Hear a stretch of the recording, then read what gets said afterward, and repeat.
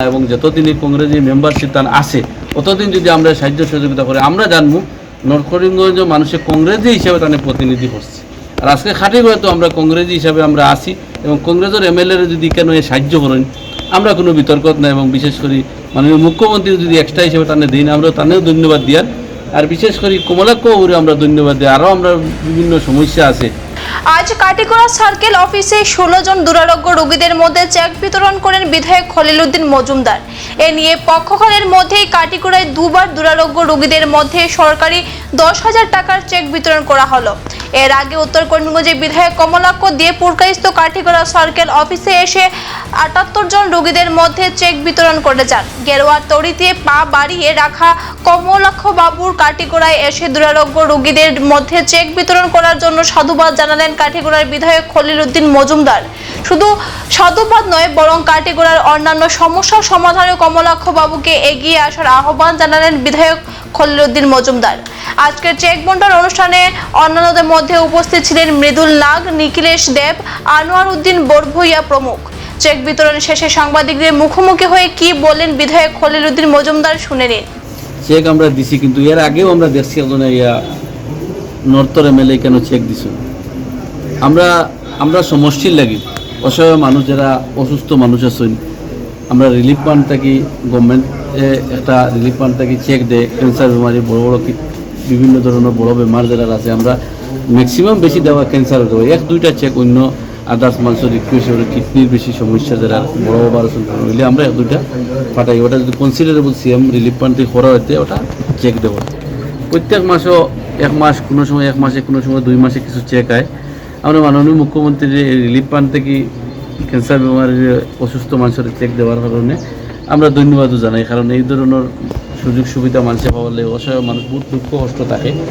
আর গতদিনও আমরা দেখছি কেন উত্তর করিমগঞ্জের বর্তমান কোন নর্থ আর কি নর্থর বিধায়ক এই কেন বিভিন্ন ধরনের চেক আমরা দিচ্ছি। কিছু আমরা জানতে পারছি এই চেকটা বিশেষ চেকটা হইল কি নর্থ চেক এবং আমরা নতুন যে রাজাটিলা এরিয়ার কিছু চেক আমাইছে তাই 70টা না 100টা চেকের কথা উল্লেখ করছেন কেন যে চেকটা উল্লেখ করছেন ঠিক আছে ভালো জিনিস। কিন্তু আমরা তাদের ধন্যবাদ দিই যে আমরা সমষ্টির বিশেষ করে যে আমরা বিরোধী এমএলএ হিসাবে আমরা কারণ এই ধরনের রিলিফ ফান্ডও যেটা চেক দেওয়া হয় আমরা জানি বিরোধী এমএলএ যদি 20টা দেওয়া হয়তে 50-60টা দেওয়া হয় রানিং যে সরকারি যে সরকারের লগে যারা এমএলএ আছে তারাই দেওয়া হয়। আমরা এটাও ধন্যবাদ জানাই যে আমরা বর্তমানে বিরোধী দল হিসাবে আমরা বেশি চেক দেওয়া সম্ভব হয় না। কিন্তু এখানে দেখা গেছে উত্তর করিমগঞ্জের বিধায়ক কমলাক্ষ বাবু এখানে আমরা অনেক কিছু চেক দিছুন মানুষের। কিন্তু আমরা ওটাও জানতে চাই আজকে মিডিয়া ভাইয়ের সামনে আসুন যে এই চেকটা ঠিক কাঠিগড়ার মানুষের দেওয়া হইল না এখানে খালি কাঠিগড়া সার্কুল অফিসটা ইউটিলাইজ করা হইল। যদি খাটিগড়া সার্কুল অফিসে দেওয়া হয় আমরা ধন্যবাদ দিয়া যদি খাটিগড়ার মানুষের দেওয়া হয়। আর বিশেষ করে নর্থ করিমগঞ্জের চেক যদি এখানে দেওয়া কারণ এখানে সার্কুল অফিস আছে ডিসি অফিস আছে দেওয়ার অনেক জায়গা আছে।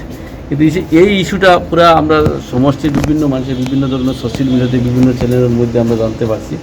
আমরা ওটা অনুরোধ করি আর যে বিশেষ করে টাইম যেটা দিতরা ধন্যবাদ তানে দিয়ার। কিন্তু আরও আমরা বিভিন্ন ডেভেলপের কারণে আমরা বিরোধী এমএলএ হিসাবে সব ধরনের ডেভেলপ করা সম্ভব হয় না।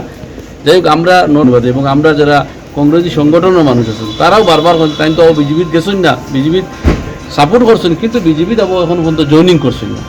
সেই কারণে যে কংগ্রেসী এমএলএ হিসাবে আমরা যদি বিরোধী এমএলএ খাটি করে তাইয়া যদি আমরা সাহায্য করেন কংগ্রেসী এমএলএ হিসাবে তা আমরা সংগঠনের মানুষ আমরা লোকে ফোনে আলাপ করছেন যে আমরা তাদের ধন্যবাদ দেওয়া সাধুবাদ দেওয়া একান্ত জরুরি। কারণ আমরা তো ফাইয়ার ডেভেলপটার কিছু অংশ ফাইয়ার এক্সট্রা হিসাবে।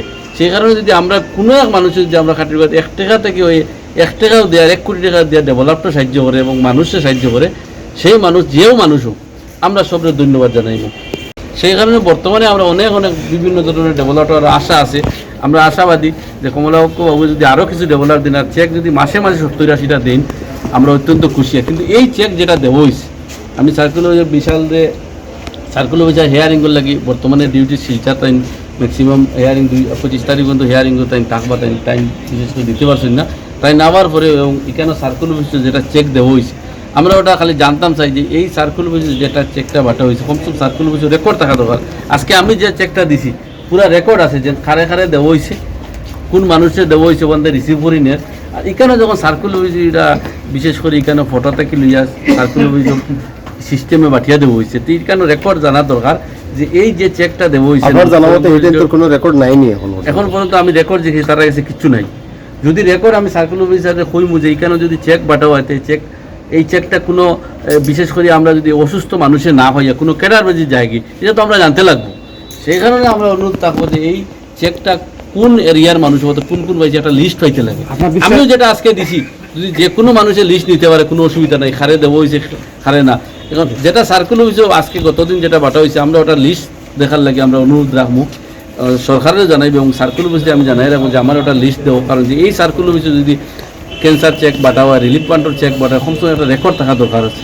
আর যদি এটা নর্থর থাকে তো এইখানে তো বাটার কথা নাই। নর্থ থাকলে নর্থ বহুত সার্কেল অফিস আছে, ডিসি অফিস, এইখানেও বাটাও। আর এখানেও বাটলে রেকর্ড আমরা জানতাম যে ঠিক যদি খাটিগুড়া মানুষের দেওয়াতে আমরা অশেষ ধন্যবাদও জানাই, কমলা করে সাধুবাদও জানাই। এখন বিদায় নিচ্ছি, পরবর্তী অন্যান্য সংবাদ পেতে আমাদের সাথে থাকুন। ধন্যবাদ।